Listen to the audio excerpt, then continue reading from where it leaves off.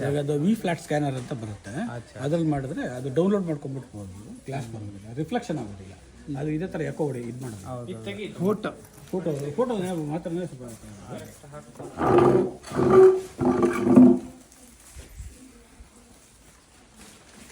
ಜೀವನನೇ ರಿಫ್ಲೆಕ್ಷನ್ ಅಲ್ವಾ ಸರ್?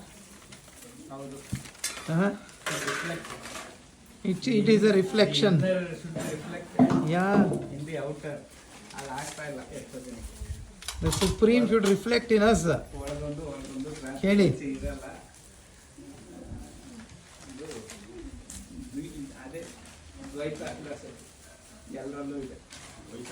ದ್ವೈತನೇ ಅದು, ಒಳಗೊಂದು ನಾನು ಹೇಳೋದು.